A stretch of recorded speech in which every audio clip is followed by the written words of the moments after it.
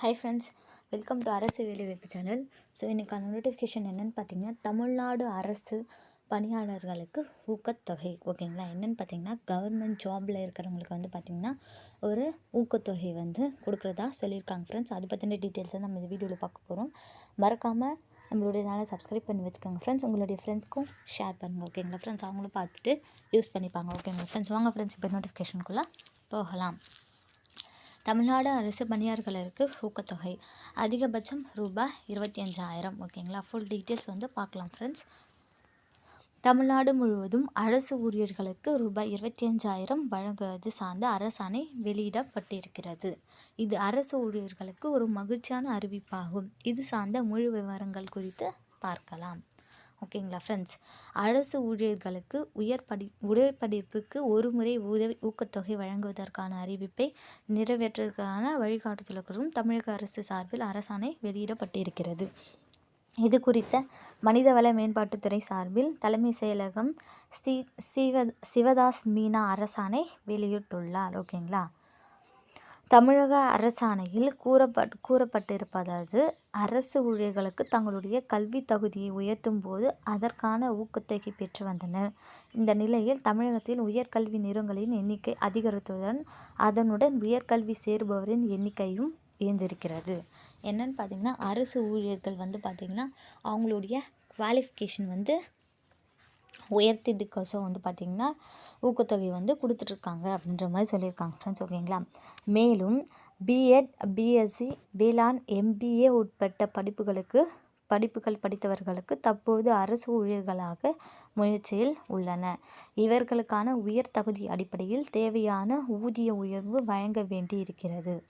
இந்த நிலையில் கடந்த 2020 மார்ச் மாதம் கூடுதல் தகுதிக்கான ஊக்கத்தொகை ரத்து செய்யப்பட்டது. ஓகேங்களா, மீண்டும் ஊக்கத்தொகை வந்து கொடுக்குறதா சொல்லியிருக்காங்க ஃப்ரெண்ட்ஸ். இந்த நிலையில் கடந்த 2021ஆம் ஆண்டு செப்டம்பர் 7ஆம் தேதி முதலமைச்சர் மு.க. ஸ்டாலின் சட்டப்பேரவையில் 110 விதியின் கீழ் அரசு பணியாளர்கள் தங்கள் பணிக்காலத்தில் பெறும் கூடுதல் கல்வி தகுதிக்கான ஊக்கத்தொகை உயர்வு 2025ஆம் ஆண்டு ரத்து செய்யப்பட்டது.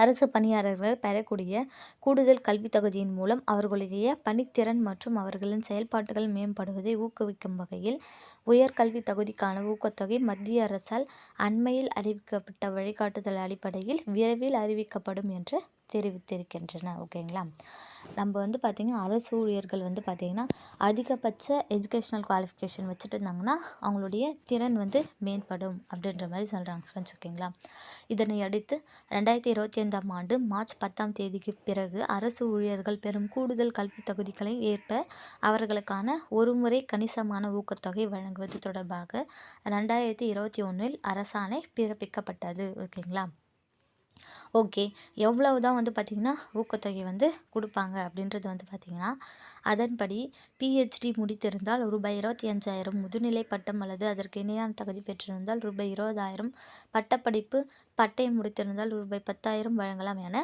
முடிவிக்கப்பட்டுள்ளது.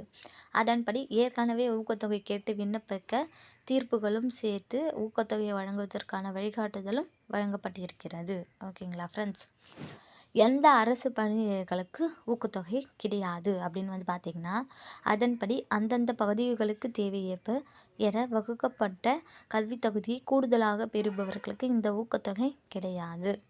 அனைத்து பதவி நிலைகளிலும் இருப்பவர்களுக்கும் இந்த கணிசமான ஊக்கத்தொகை ஒரே மாதிரியாக கிடைக்கும். அரசால் ஸ்பான்சர் செய்யப்படும் போது கல்வி படிப்புக்கான விடுபெடுப்பது கூடுதல் தகுதி பெற்றவர்களுக்கு ஊக்கத்தொகை கிடையாது.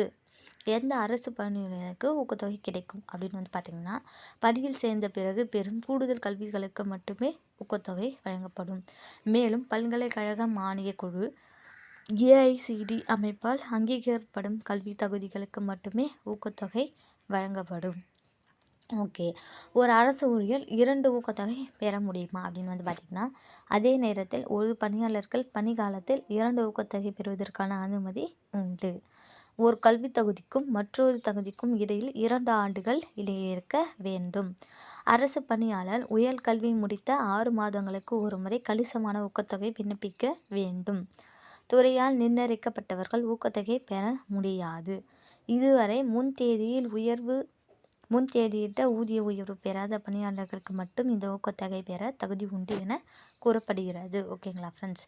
ஸோ இது வந்து பார்த்திங்கன்னா ஒரு ஊக்கத்தொகை வந்து பார்த்திங்கன்னா அரசு ஊழியர்களுக்கு கொடுக்குறதுதான நோட்டிஃபிகேஷன் தான் ஃப்ரெண்ட்ஸ். ஓகேங்களா. ஓகே ஃப்ரெண்ட்ஸ், பாய்.